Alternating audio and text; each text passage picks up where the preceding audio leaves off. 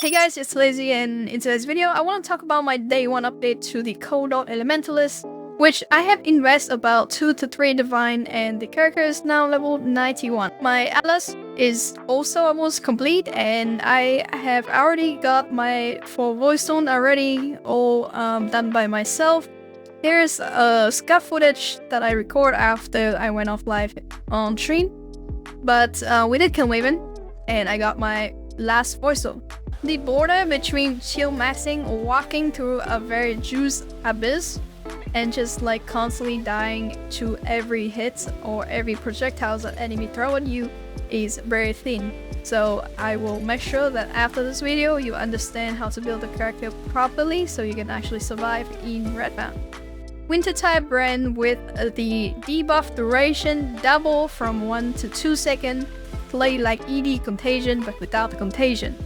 It is actually pretty incredible when you are mapping with this character. So you put down Wintertide Brand and it's gonna jump between monsters, but it's also gonna leave a debuff anytime it jumps, and now effectively it is 2 seconds, so it easily cleave and kill a lot of packs.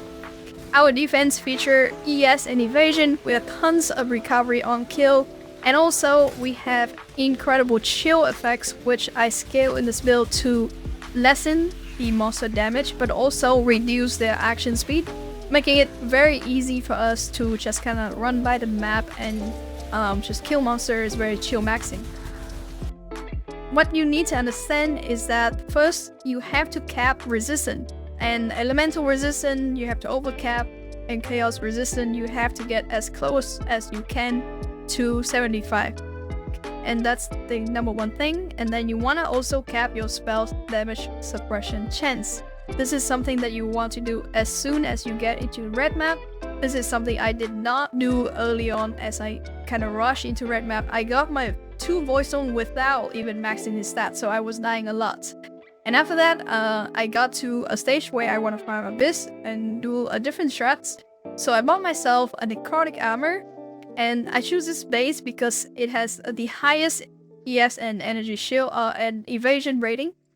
And it requires you to have a lot of dex, in which we have to improvise a little bit. So we bought careful planning, and this convert all the int into dex, and this is enough for you to get more than enough dex for you to wear necrotic armor base. And you want to get suppressed spell damage on this body armor as high of evasion rating and energy shield as you can, and then ideally with open suffix, so you can craft on regenerate 150 ES per second, and that way you can kind of like have some sort of recover. And then for your boots and shields, you also want suppress spell damage, and then also suppress spell damage here with evasion, move speed. Always remember to get as high evasion rating and ES as you can. And you also want to use the Eldritch and Exile currency to put on the implicit as well. And yeah, beside that, like I said, we are taking as much shield effect on the tree as possible. We have Bit of Frost, which effectively replace Bone Shield, but not really, because this one only do the damage portion, which I think is quite strong, but I still keep Bone Shield in my Cold Snap link because this one enhances the effect of chill, and it also provides, you know, more cold damage but also effect of chill on the Bone Shield as well. And that way you can kind of stack the chill effects, in which you are going to reduce enemy action speed by up to a maximum of 40%, which even on Maven she was moving really slow, so you can imagine normal monster, magic and rare monster in map. And your Wintertide Brand also jump and shield the monster as well, and they are going to have reduced action speed, and that is also a very strong form of defensive layer.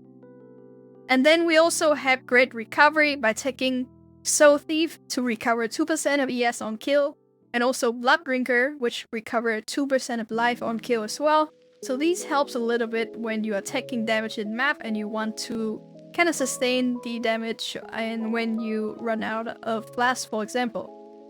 TLDR, cap your suppression chance, max out your resistance, and get as much stats as you can. in Evasion, and yes, and you should be relatively fine in my setup because we also have chill as well into the setup. And talking about chill, I want to talk a bit about offensive layer as well. Now, I decided not to go for the generic Mastermind of Discord into Heart of Destruction to get conversion, but instead I am going for Shaper of Winter because I want to kind of test out, and I am aware that Wintertide Brand do not hit. It, however, does chill, and because it chills, it will affect a bit of frost. And it will also affect the lessened damage from monster as well, which can be quite useful. And in mapping situations where there are a lot of enemies shooting at you.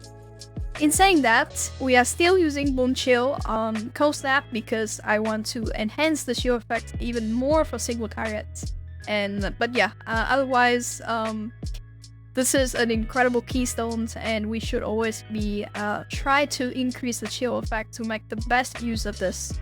Now, for my 4 link on the Replica Allopathy, I have Arcane Surge, Control Destruction, Efficacy, and in the PoE or in Mobalytics, you guys will see Elemental Focus. The reason why I put Elemental Focus is because in PoE, Hypothermia support do not add any damage. But technically, the best gems in here should be Hypothermia instead of Elemental Focus. So I will update the written guide, and if you are using Elemental Focus, just swap over to Hypothermia, which is a much better choice. Secondly, I want to talk about the offensive one because everybody is playing cold skill, so the Tollborn Fireborn one with the +3 to cold spell skill gem is effectively out of question because it's very expensive.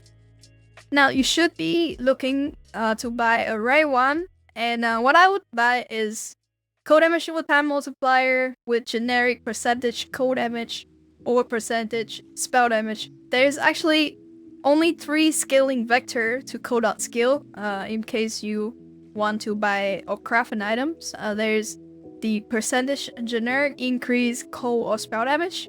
There's increased cast speed because we are a brand skill, so we can go up its stack faster. And there are cold damage over time multiplier or damage over time multiplier, and that is pretty much that. So if you want to buy anyone, just buy cold damage over time multiplier with generic increase. And then you can craft cast speed, or if there's open prefix, you can also craft the percentage spell damage here as well. But yeah, this is a very basic one. You shouldn't worry about it too much. And if you are Cellcraft or you are in SSF, you can use Essence of Wall spam until you get cold damage over time multiplier, and then you can craft on whatever mods that is missing. In terms of scaling for damage, Replica Allopathy and Ramgaze should be good enough for you right now. So we are currently in the red map budget setup, and the next setup is low life swap. So it's effectively going to be like triple the damage. But yeah, to get here, there's not going to be a lot of investment that can or you should do. I'll try to play with this particular setup until you have enough currency to swap to low life setup. And that way you just make the best use of it, because you don't want to just kind of like swap or do a very expensive piece of upgrades and then it doesn't add too much damage to your build. It is really hard to beat a level 25 with the Wintertide Brand, even if this skill do not have quality. And also this one provide 50% cold damage with that multiplier, also add concentrated effect to your cold snap, so it's hard to beat both of these pieces. So don't even try to think about any way to come up with it. But we also have the red damning, and I have an Arcanist Brand setup with Elemental Weakness, Frostbite, and Frost Bomb. So we do 2 of these curves and then we throw out the Frost Bomb. So that's why you need the red damning, because we have a double curse setup right here, and also Frost Bomb with the exposure, which also scale with Mastermind of Discord. Now keep in mind that I do plan to try out the new Bloodlight Ascendancy, which I have no idea how to get yet, but the domain sounds fun and it's effectively a 30% damage more multiplier, and because we are scaling shield, we can be in melee range easily, and they are going to be within our domain, so that is something I am looking forward to try out. Here's a quick map showcase to show you some of the more annoying modifiers that usually is pretty rippy for the build. Now, keep in mind that I'm testing out Shaper Winter still, but I'm really liking it so far, and Cold Snap can actually reduce action speed to 40%, so that feels really nice. The reason why I want to showcase a map, because we are playing a squishy character no matter how you look at it. Evasion, yes, Evasion is usually squishier than the block archetype, which eventually will swap over to an Aegis setup. So movement is very important, because no matter how tanky you are, getting caught in the middle when playing an Evasion setup means death.